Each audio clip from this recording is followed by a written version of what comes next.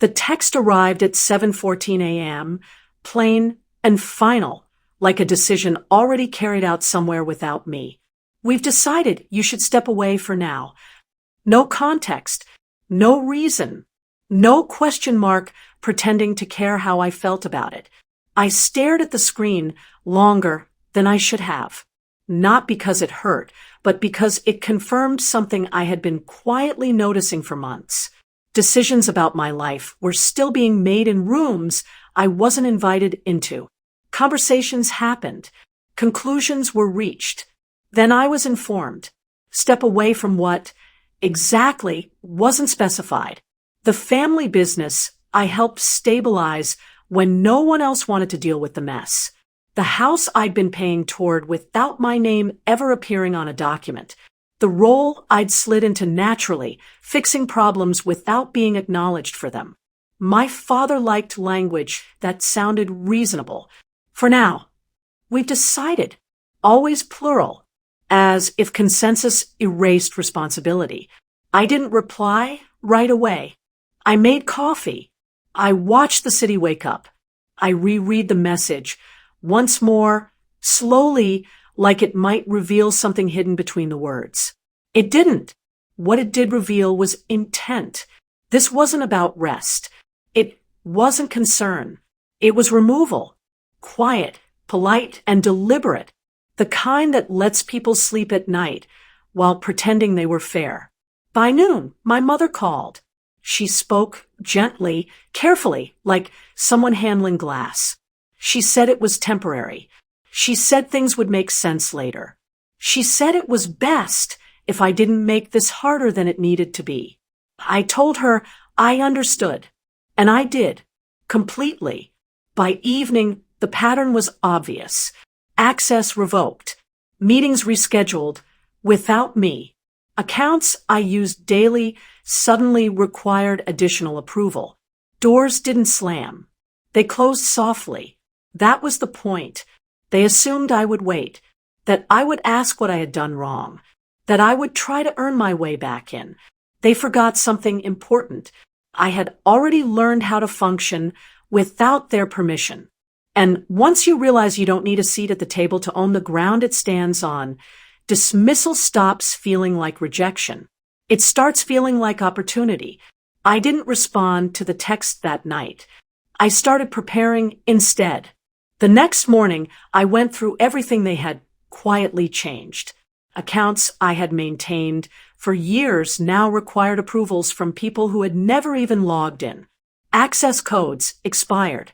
Emails rerouted. Meetings that were once automatic invitations now had pending approval stamps. It wasn't overt sabotage. It was bureaucracy dressed as concern. Polite, quiet, and lethal in its own way. I observed without reacting. Every phone call, every message, every subtle restriction revealed their strategy. They believed control came from ownership and oversight. They assumed their authority was unshakable. They had no idea I had already learned to operate outside the perimeter they thought enclosed me. I created duplicates, parallel systems, backup access to assets, contingency contacts. Every move I had ever made, every process I had overseen, I reconstructed under my own oversight.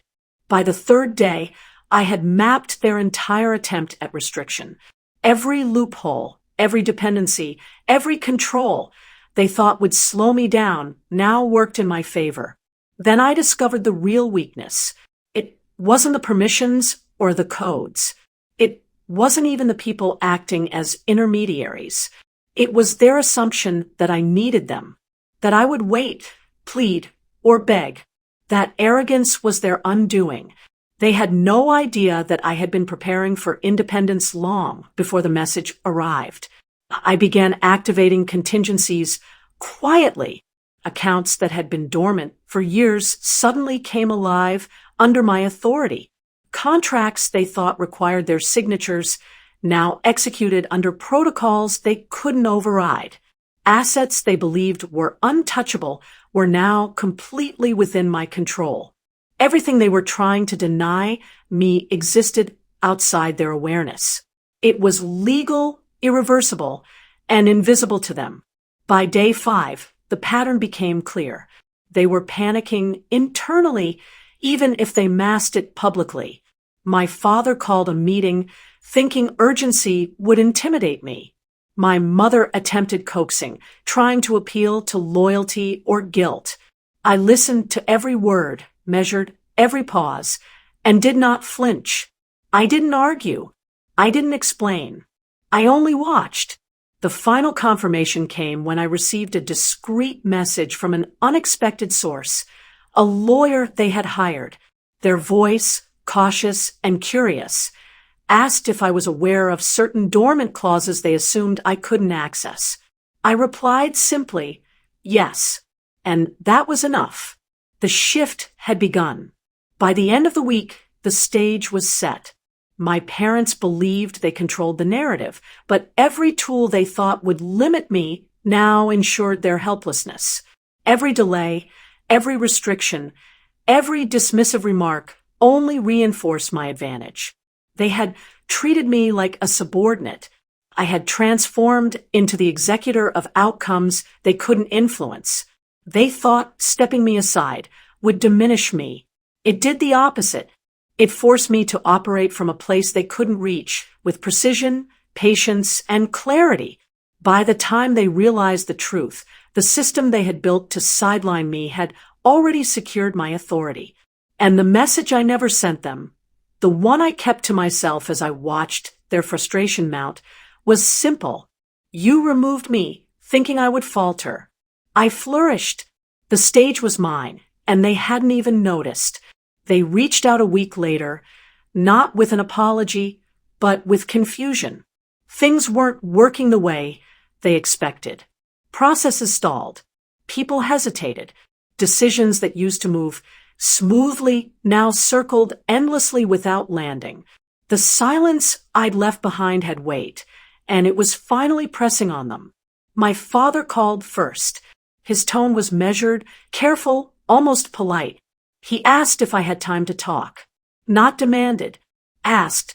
That alone told me everything had shifted. I said I was busy and would call when I could. I didn't. My mother followed with a longer message, softer, layered with concern and memory. She wrote about family, about how things had always been done, about how stepping away didn't have to mean stepping out. She still believed this was temporary, that I was waiting for permission to return. I wasn't. What they hadn't understood was that the dismissal freed me. It stripped away the last illusion that loyalty would ever be reciprocated. Without their oversight, I moved faster, cleaner. Every system I'd rebuilt proved itself. Every contingency held. People adapted. Results followed. Then came the meeting they didn't invite me to, but couldn't complete without me. Deadlines passed. Contracts stalled.